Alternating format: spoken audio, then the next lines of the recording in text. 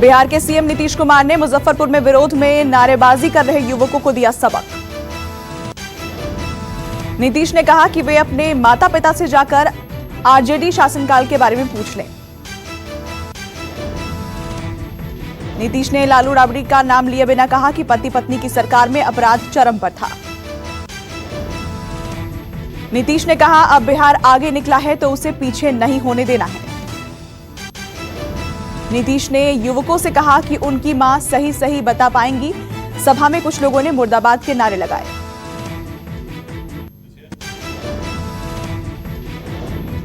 चिराग बोले अगर हमारी सरकार बनी तो सीतामढ़ी में होगा मां जानकी के भव्य मंदिर का निर्माण।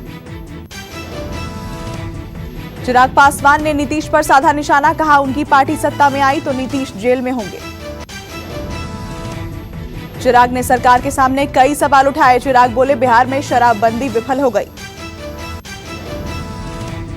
एलजेपी नेता ने बीजेपी समर्थकों से भी नीतीश मुक्त सरकार के लिए वोट मांगा। आरजेडी नेता तेजस्वी यादव ने हसनपुर विधानसभा इलाके में किया प्रचार, बच्चों के साथ खेला क्रिकेट।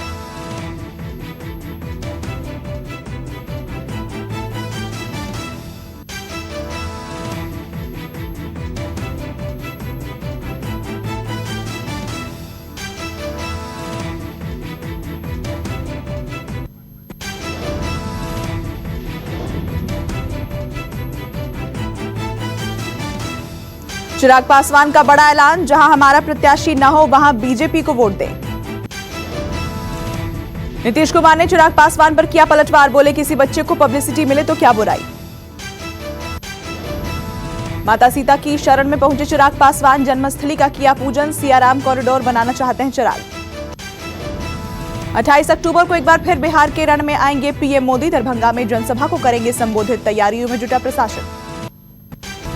हाथरस पहुंची सीबीआई की टीम। मुख्य आरोपी के पिता और पीड़िता के दोनों भाइयों से की पूछताछ। मुख्य आरोपी के पिता और पीड़िता के दोनों भाइयों को बुलाकर उनसे करीब 4 घंटे तक पूछताछ की गई। 29 सितंबर को गैंगरेप पीड़िता की दिल्ली के सफदरजंग में उपचार के दौरान मौत हो गई थी। हाथरस मामले में एसआईटी अपनी जांच पूरी कर चुकी है। 13 दिन से सीबीआई जांच में जुटी है। सीबीआई ने अपने कार्यालय पर गांव के 5 लोगों को बुलाकर उनसे पूछताछ की। उद्धव ठाकरे का कंगना पर हमला, कहा मुंबई को पीओके कहने वाले भी रावण का चेहरा है।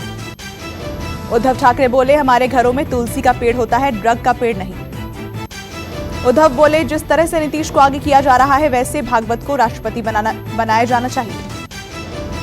उद्धव का बीजेपी पर निशाना, बिहार में फ्री दवाई देने की बात करते हैं तो क्या हम बांग्लादेश में रहते हैं। उद्धव बोले अगर शिवसेना नहीं होती तो मुंबई नहीं बचती। कहा कोरोना के कार्यकाल में सरकार गिराने की कोशिश। पंजाब के पटियाला में अमरिंदर सिंह की सभा के बाद चली गोलियां, 2 युवकों को लगी गोली। रुमाल लपेटकर पहुंचे 2 युवकों ने 5 राउंड फायर किए, आरोपी भाग निकले। मुख्यमंत्री अमरिंदर सिंह पटियाला में 1100 करोड़ रुपए के 4 बड़े प्रोजेक्ट्स की शुरुआत करने पहुंचे थे। महाराजा भूपेंद्र सिंह खेल यूनिवर्सिटी की नींव का पत्थर रखा गया। 500 करोड़ रुपए की लागत से बनेगा स्टेडियम। पंजाब की यह पहली खेल यूनिवर्सिटी होगी। नए बस अड्डे का निर्माण भी होगा। उत्तराखंड के ऋषिकेश में एनएसए अजीत डोवल नवरात्रि के मौके पर पहुंचे, आरती की। सेना प्रमुख नरवणे अगले महीने 3 दिवसीय यात्रा पर नेपाल जाएंगे। 4 से 6 नवंबर तक नेपाल में ही रहेंगे। इस दौरान काठमांडू में एक कार्यक्रम में नरवणे को नेपाली सेना के जनरल रैंक से सम्मानित किया जाएगा। नरवणे नेपाल के अपने समकक्ष जनरल पूर्ण चंद्र थापा समेत शीर्ष सैन्य और असैन्य अधिकारियों से मुलाकात करेंगे। इस दौरान वो दोनों देशों के बीच लगभग 1800 किलोमीटर लंबी सीमा के प्रबंधन पर भी बात करेंगे। सीबीआई ने मुंबई के एक एक्टर को पॉस्को और आईटी एक्ट के तहत गिरफ्तार किया।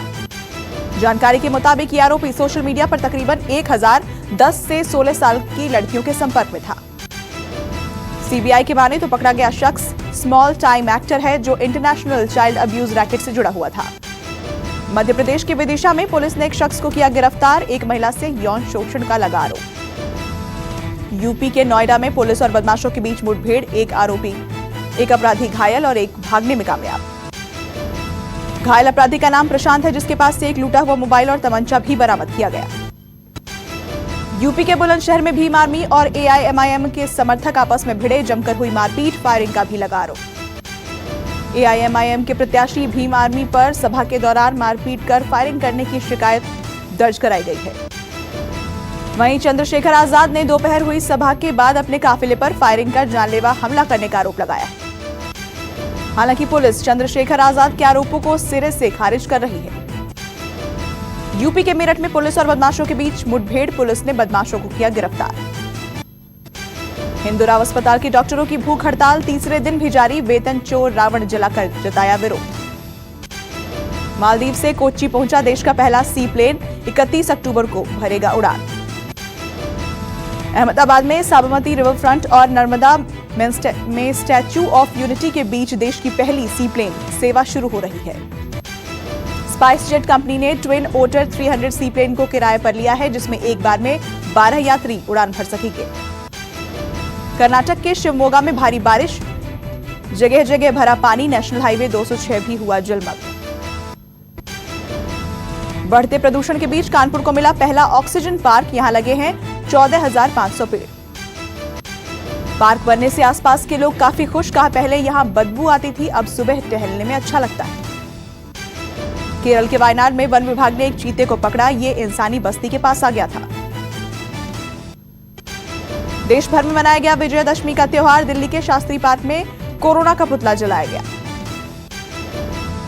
दिल्ली की लोधी कॉलोनी में भी हुआ रावण दहन, राजधानी में कुल 20 जगहों पर थी पुतला जलाने की इजाजत।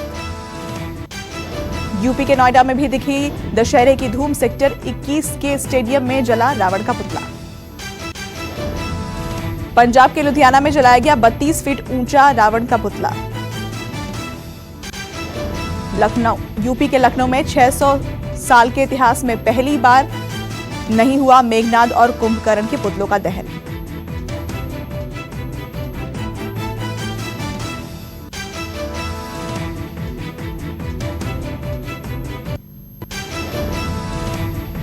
देश में कोरोना के एक दिन में 50,129 नए केस, 578 लोगों की मौत, 78,64,000 के पार कोरोना मरीज। दिल्ली में पिछले 24 घंटों में 4,136 नए मामलों की पुष्टि, मामलों की संख्या 3,56,000 हुई।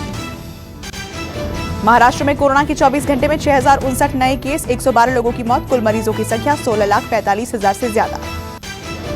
यूपी में कोरोना से 24 घंटे में 2,178 लोग पॉजिटिव मिले, कुल मामले 40,60,000 के पार। पश्चिम बंगाल में एक दिन में 4,127 नए मामले, 60 लोगों ने कोरोना से गंवाई जान, कुल मामले 3,49,000 के पार। पिछले 24 घंटे में कर्नाटक में 4,439 नए केस, 32 लोगों की मौत, 8 लाख के पार मरीजों की संख्या। तमिलनाडु में एक दिन में 2,869 नए मामले सामने आए, मरीजों की कुल संख्या 7,09,000 के पार। आंध्र प्रदेश में 24 घंटे में कोरोना के 2,997 लोग पॉजिटिव मिले, 21 मौतें दर्ज, कुल मामले बढ़कर 8,07,000 से ज्यादा। केरल में कोरोना से एक दिन में 6,843 कोविड केसेस मिले, एक्टिव मामलों की संख्या 96,585 हुई। झारखंड में कोरोना के 258 नए मामलों की पुष्टि, राज्य में कोरोना मरीजों की संख्या 1 लाख के करीब पहुंची। नमस्कार, मैं हूं मानक गुप्ता। अगर आपको हमारा ये वीडियो पसंद आया हो तो इसे लाइक और शेयर जरूर करें, और हां, हमें सब्सक्राइब और फॉलो करना ना भूलें ताकि आप देश और दुनिया की कोई खबर मिस ना करें। तो जुड़े रहिए हमारे साथ और देखते रहिए न्यूज़ 24।